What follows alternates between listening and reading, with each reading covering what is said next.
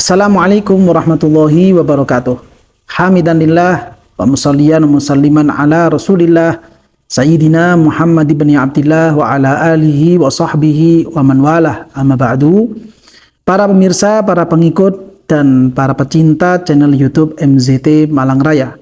Alhamdulillah kita bisa melanjutkan kajian kita di dalam kajian kitab Risalah Jami'ah yang ditulis oleh beliau Al-Habib Al-Allamah Ahmad bin Zain Al-Habsyi, yang mana teriring harapan dan doa mudah-mudahan kegiatan-kegiatan kita yang positif, kegiatan taat kita kepada Allah, ibadah kita kepada Allah di bulan suci Ramadan ini mudah-mudahan diterima oleh Allah Subhanahu wa taala, dan mudah-mudahan dengan itu semuanya dosa-dosa kita, perbuatan-perbuatan buruk kita, begitu juga dengan dosa-dosa dari orang tua kita, mudah-mudahan diampuni oleh Allah Subhanahu wa taala. Amin ya rabbal alamin.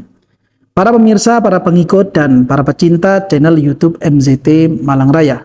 Pada kesempatan kali ini kita melanjutkan kajian kita di dalam kitab Risalatul Jami'ah, masih membahas tentang perihal akidah, perihal keyakinan kita. Bagaimana kita mengenal Allah Subhanahu wa taala dengan sebenar-benarnya. Kita memiliki keyakinan yang sesuai dengan aturan-aturan, tuntunan-tuntunan yang berlaku pada kelompok Ahlus Sunnah wal Jamaah. Kira-kira seperti apakah keyakinan yang harus kita penuhi, keyakinan yang memang harus kita tempuh, itu semuanya dibahas oleh beliau Al-Habib Ahmad bin Zain Al-Habsyi di dalam kitab beliau yang berjudul Risalah Jami'ah. Yaitu diantaranya beliau menyampaikan wa annahu ta'ala wahidun la syarika lahu wa la mithla lahu wa la shibha lahu, yang artinya bahwasannya Allah Subhanahu wa taala itu wahidun. Allah taala itu adalah Maha Esa. La syarikalah. Allah Subhanahu wa taala tidak memiliki sekutu, baik dalam ketuhanannya, baik dalam sifat-sifatnya, baik dalam perilakunya, dalam semua hal yang dikerjakan oleh Allah Subhanahu wa taala. Tidak ada sesuatu pun yang menyamai Allah Subhanahu wa taala, tidak ada sesuatu pun yang mirip dengan tindakan dan perilaku yang telah dijalankan oleh Allah Subhanahu wa taala. Dari sisi sifat, dari sisi zat Allah taala, dari sisi perilaku perbuatan Allah Subhanahu wa taala betul-betul Maha Esa. Tidak ada sesuatu pun yang sama dengan zatnya Allah. Tidak ada satupun yang menyamai atau menyekutui sifat-sifat Allah. Tidak ada satupun yang menyamai atau sekutu di dalam tindakan-tindakan Allah Subhanahu wa taala.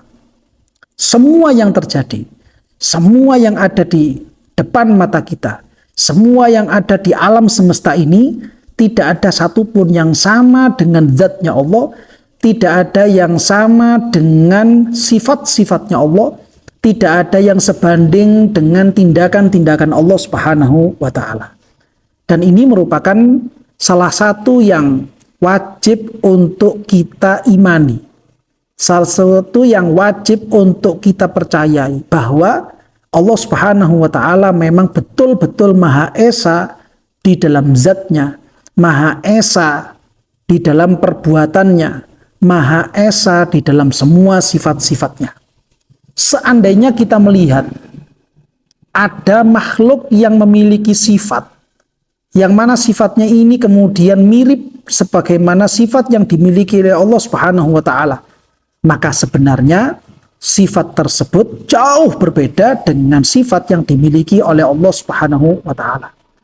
Terlebih lagi kalau kemudian dari sisi zatnya Allah Subhanahu wa taala, tidak ada satu makhluk pun, tidak ada satu benda pun, tidak ada apapun itu yang menyamai, yang sebanding, yang sekutu dengan zat Allah Subhanahu wa taala.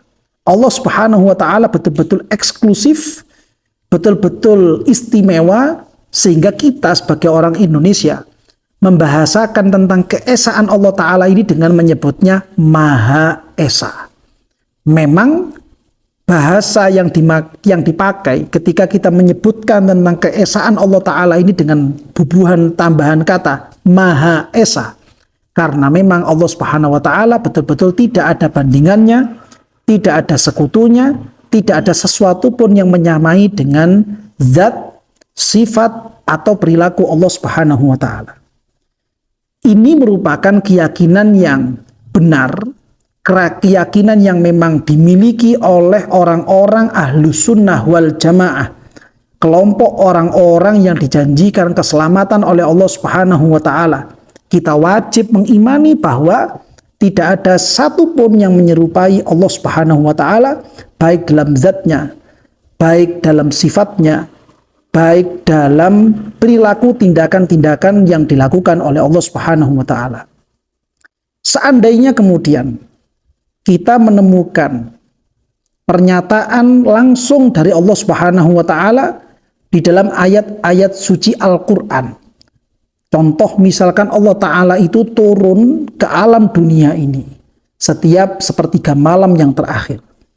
Berarti kata-kata turun di situ seakan-akan sedang menggambarkan bagaimana tindakan, bagaimana perilaku yang dilakukan oleh Allah Ta'ala ketika berada pada sepertiga malam yang terakhir.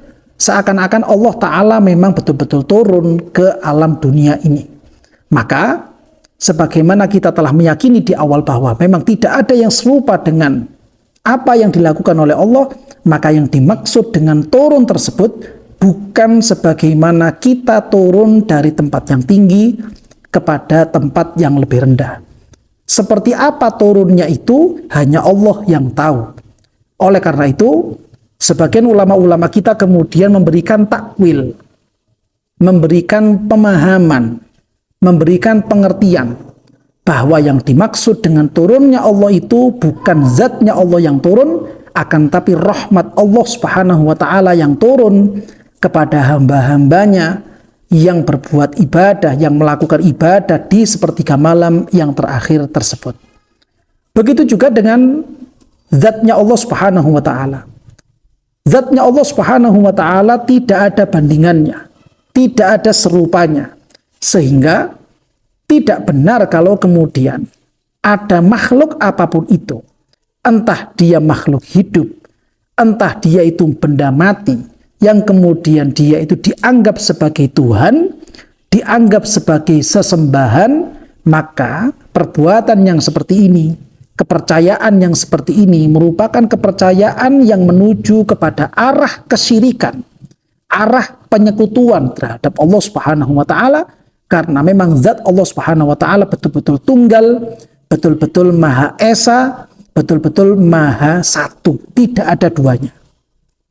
Demikian juga dengan statement yang mungkin di antara kita pernah mendengarnya, bahwa makhluk yang bernama manusia ini, atau makhluk yang bernama jin, ketika manusia dan jin ini termasuk makhluk-makhluk Allah yang mukallaf. Lalu kemudian ketika manusia atau jin ini melakukan satu tindakan tertentu, yang mana tindakan ini muncul dari kemauannya dia sendiri, muncul dari kemauan hatinya dia sendiri, secara sukarela dia memunculkan tindakan-tindakan tersebut.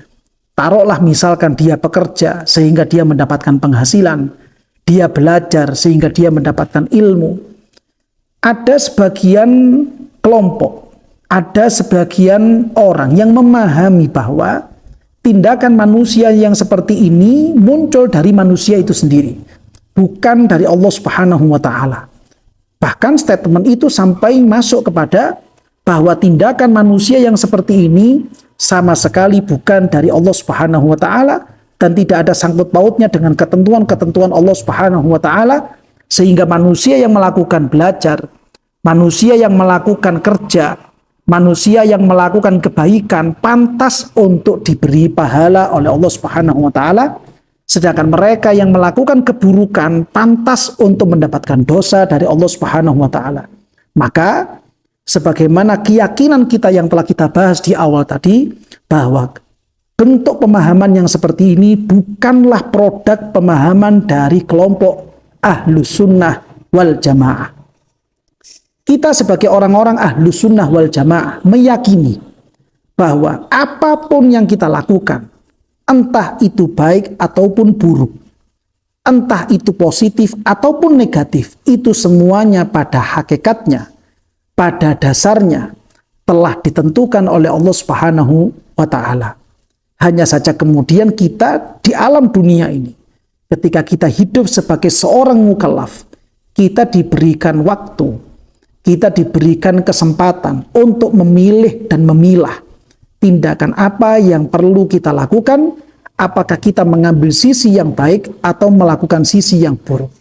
Sehingga dari situlah kemudian kita mendapatkan dosa dan kita juga mendapatkan pahala sesuai dengan kehendak dan kemauan dari Allah Subhanahu wa Ta'ala.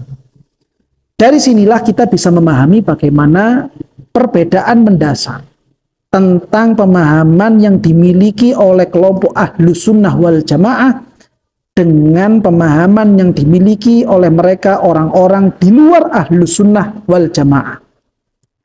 Ketika kita mendengar statement, ungkapan, pemahaman yang menyatakan bahwa Allah melakukan sesuatu yang mirip dengan perilaku makhluknya, kita mendengar bahwa Allah Subhanahu wa Ta'ala memiliki sifat yang sifat ini sama dengan makhluknya. Kita mendengar ungkapan-ungkapan bahwa perilaku manusia ini muncul dari dirinya sendiri dan tidak ada sangkut pautnya dengan perilaku Allah Subhanahu wa Ta'ala. Maka bisa dipastikan bentuk pemahaman yang seperti ini atau kemudian sampai naik tingkat kepada keyakinan yang seperti itu jelas bukan dari produk kelompok Ahlus Sunnah wal Jamaah. Dan ternyata memang benar seperti itu. Orang-orang di luar Ahlus Sunnah wal Jamaah memang memiliki keyakinan-keyakinan yang model seperti demikian. Sebagaimana itu menjadi ciri khas orang-orang Khawarij, itu menjadi ciri khas orang-orang Mu'tazilah, itu menjadi ciri khas orang-orang Qadariyah, itu menjadi ciri khas orang-orang Murji'ah, yang mereka memiliki keyakinan, pemahaman sebagaimana tadi yang telah kita contohkan. Sehingga dari sini, dengan kita mengkaji kitab Risalatul Jami'ah, kita menjadi mengerti, kita menjadi paham, keyakinan yang seperti apakah yang harusnya kita ambil, keyakinan seperti apakah yang harusnya kita tempuh, hati kita akan mengarah kemana, supaya kita betul-betul sesuai dengan keyakinan Ahlus Sunnah wal Jamaah. Sehingga dengan kita berpegang teguh dengan keyakinan tersebut, disitulah kemudian kita bisa berharap kepada Allah Subhanahu wa Ta'ala supaya kita semuanya bisa menjadi orang-orang yang selamat di dunia sampai nanti di alam akhirat.